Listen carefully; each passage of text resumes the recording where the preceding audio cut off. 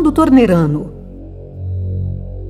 Questa domanda apre il preludio del libro La fine dei tempi di Zecharia Sitchin, che ci ha lasciati il 9 ottobre 2010. Cosa accadrà? Ci saranno le tenebre in mezzo al giorno e la terra sarà distrutta? Ci sarà la pace sulla terra o l'Armageddon? Un millennio di enigmi e di preoccupazioni, un secondo avvenimento messianico. Queste cose succederanno nel 2012, dopo o mai? Le canalizzazioni ricevute da Ben Daiji, il sistematizzatore della Masofia, hanno permesso di elaborare un studio che potrebbe rispondere a queste domande ed altre che sono descritte in un grafico temporale. La Terra sarà influenzata da fatti naturali di grande portata, anche astronomici, che segneranno la fine della civiltà attuale, che ogni giorno è sempre meno preparata agli scenari che ha elaborato se stessa, con il suo desiderio di distruggere, di possedere, di dominare, di sottomettere e di approfittare.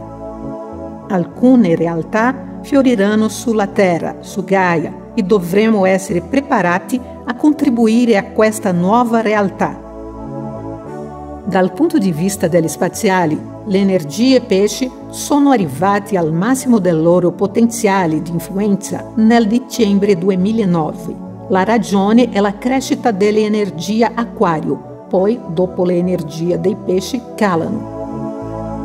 Il 21 dicembre 2012 le energie pesci e acquario si pareggeranno. L'acquario crescerà continuamente fino a 2021, data gregoriana, poi da quel momento calerà lentamente per stabilirsi al suo livello di base per 2150 anni, verso l'era del Capricorno.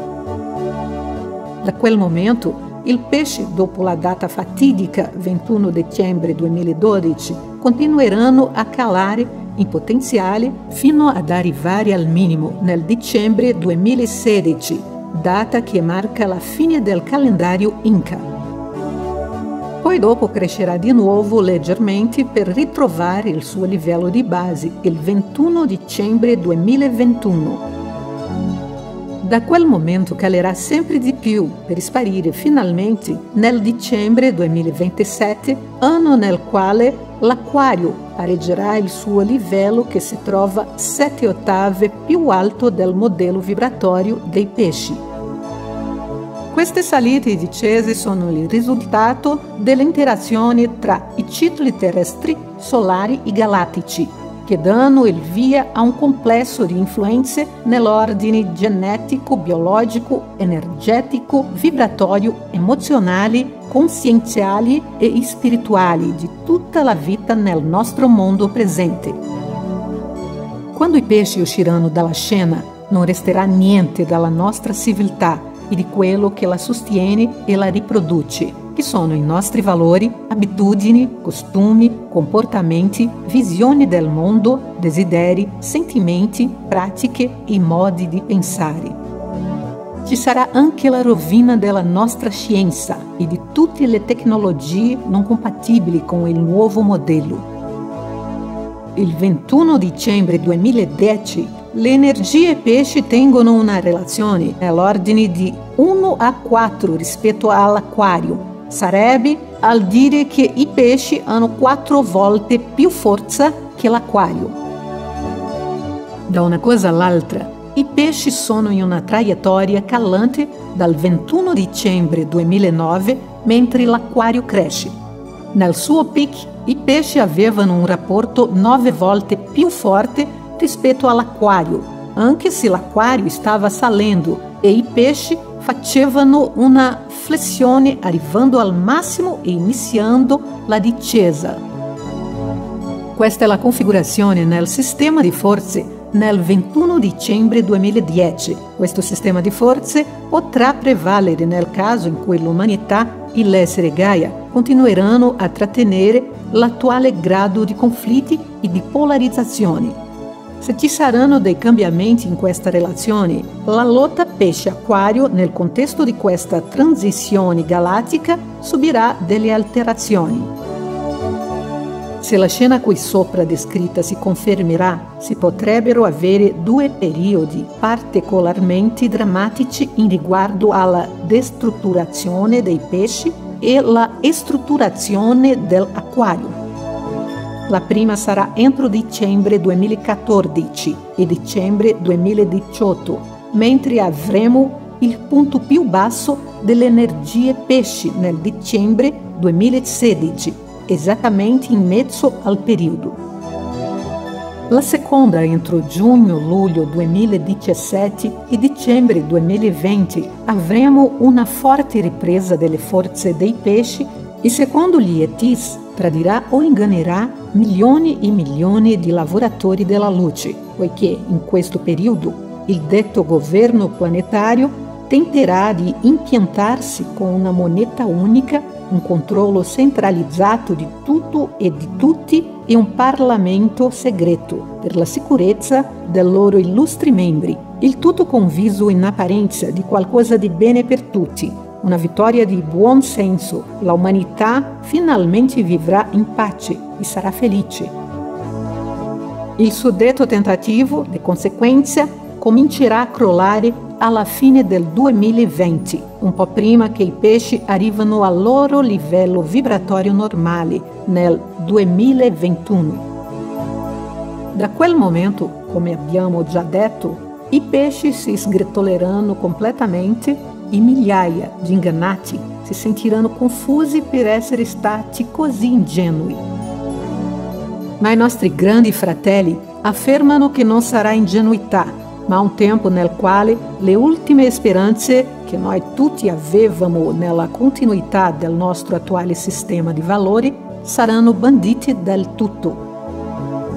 Ci sono tanti lavoratori della luce che pensano sinceramente che in fondo tutto continuerà come è e che i cambiamenti si faranno solo dagli altri e non per loro, e ancora meno per i loro titoli, procedimenti, patrimoni, privilegi, credenze, manias, schiavi domestici, comportamenti, vantaggi, valori, etc. Questa realtà è molto più grande di quel che si può supporre, avvertono queste intelligenze superiori.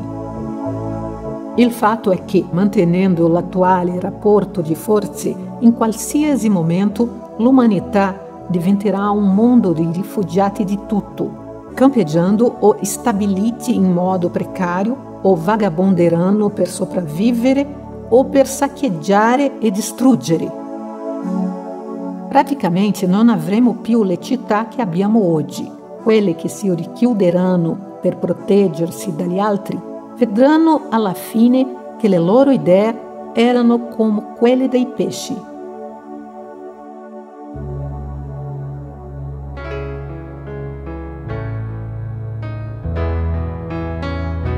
Pochissimi avranno ascoltato e sentito il messaggio, il vero richiamo, come previsto dal nostro grande maestro Gesù di Nazaré. Siamo convocati per erigere una nuova civiltà, con degli uomini e delle donne nuovi, tramutati dalla forza della luce che vibra dentro noi stessi.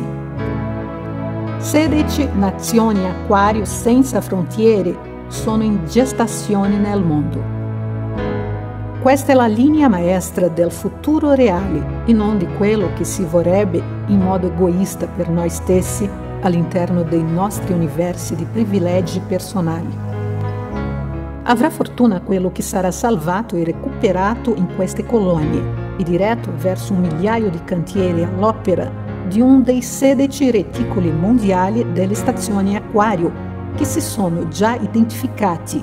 Queste reti saranno come delle patrie senza frontiere, delle 16 famiglie di anime che realizzeranno la tanto sperata civiltà acquario su Gaia.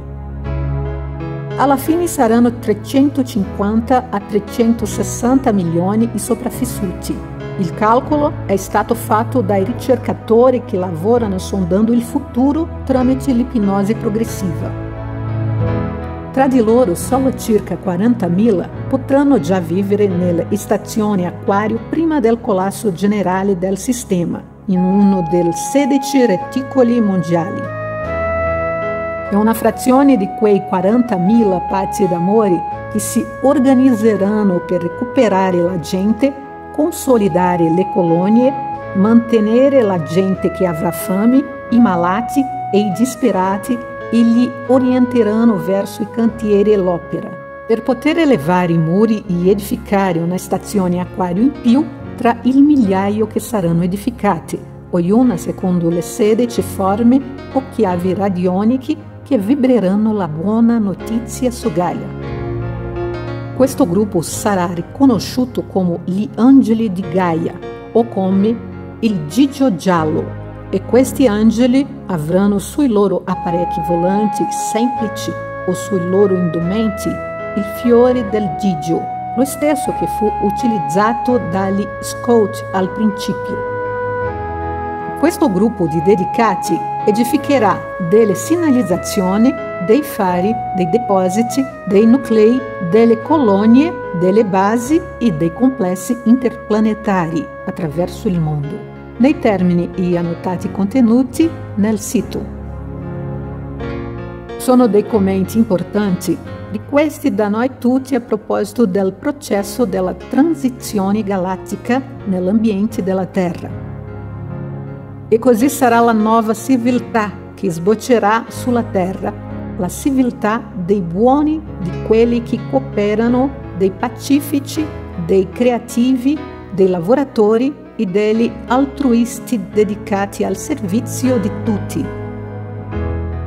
Ecco, buon viaggio a tutti!